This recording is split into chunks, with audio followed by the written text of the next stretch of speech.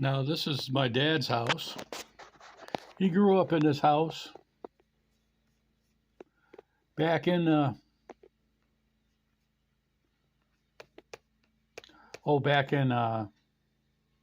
30s, 40s, 50s. He did leave in the 50s. He left in the 50s to go to Alaska. This is listing is on Redfin, and this house just sold June 16th, 22. And we were there about 6:25, 22 is the day that we were there. This home was listed for $2.9 million, and it's competitive. You actually have to bid over if you want a home. This home was built in 1911, and it's about 5 blocks away from Lake Washington. That was the lake that you saw in the background. And it's about a 5,000 square feet house, and the lot is 9,000 square feet. It's about 2 miles from the local high school that my dad went to. And the high school was Garfield High School. It still stands today. And Garfield is the flagship of the Seattle school community.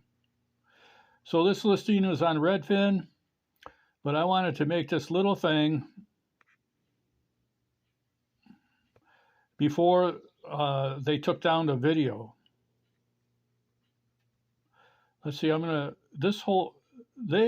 now the last time that I was to this house, it was not in this condition. We were there in 1960, and I was born in 57, so I was about 3 years old. And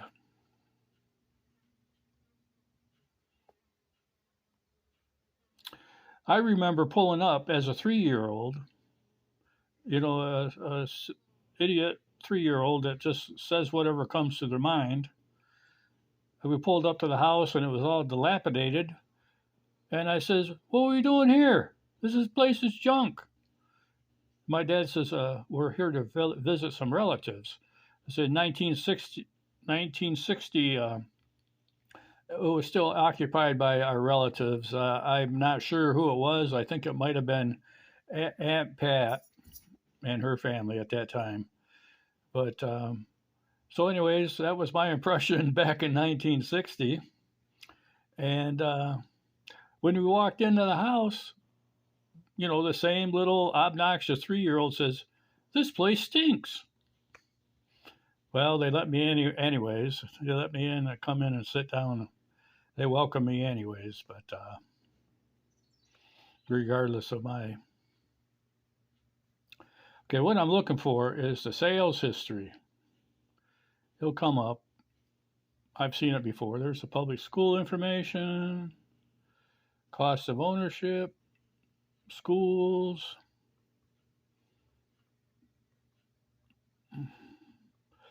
Well, I was looking through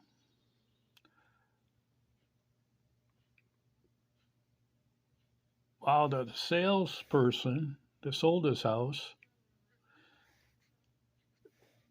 got 48 grand, and then wow, that's crazy. Okay, so I'm looking for in the sale history. Okay, see all property history. Let's see what comes up. Okay, here's some records. Now we're going way back to 1978.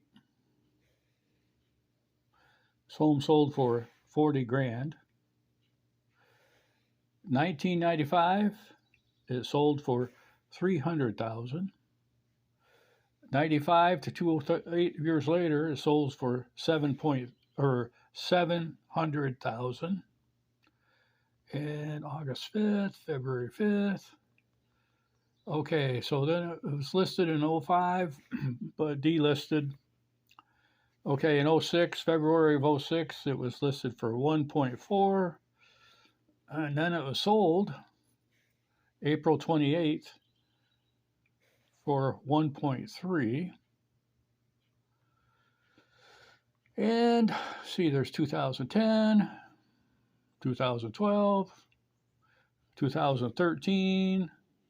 Okay, 2013 sold for 1.2. 2022, it was listed for 2.9. And on the 16th, so, like, what is that?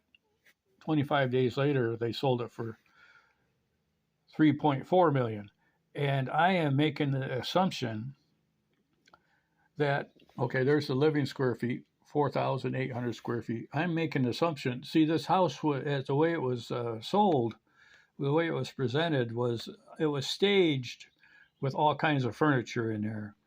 And I'm just guessing that whoever bought the house said, okay, we'll take it, but we want all the furniture. So they can, whoever moves in there, let's say they moved in from Arizona or San Diego, that they could just leave all their stuff in San Diego and just come up here and move right in, because it was staged, as you could tell, quite nicely from the video. And so this is the house that my dad grew up in 830 35th Ave in Seattle, Washington. And like I said, when I was a kid, I was there in 1960. I go, this is a dump. What are we doing here? And then I get inside and it says, man, this place stinks. So it was not in this kind of condition back when we had it, or back when the family had it. In addition to this piece of property, my dad, when he saved up his paper route money, and he bought 1,000 foot of frontage on Lake Olympia, probably back in 1948, 1947, 1950, before he went into the service up there in Alaska. So he had 1,000 square feet on Lake Olympia. And the way the story goes is my dad goes away to Nome, Alaska. He's up there for 5 years. And when he comes back, he starts loading up his car. He's putting tools and shovels and, markers and lines. And his dad comes out and says, hey, what are you doing? He says, well, I'm going out to my property on Lake Olympia, and I'm going to start building me a house. And his dad says, well, you better hold on. Come inside, talk to your mother. And so he goes inside, and he's told that while he was gone, that they sold the property on Lake Olympia. And then he says, well, what happened? What'd you do with the money? He goes, well, we paid like the light bill and the gas bill and the coal furnace bill. So my dad was incensed to the point where, as a substitute, Grandpa Leo bought him a piece of property on Bainbridge Island at the corner of Seabold and Comadole. And we did visit there. We went out and looked at that, and there's a picture of that. I've got that picture on somewhere of me standing by that sign.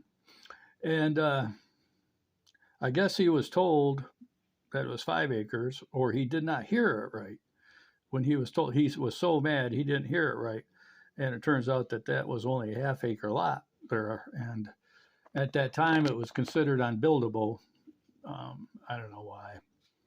But when we did visit there, we were standing on a corner, and there's a house there. And Bobby looked it up, and it's currently has a $1.5 million house on it, on the corner of Comadole and Seabold. So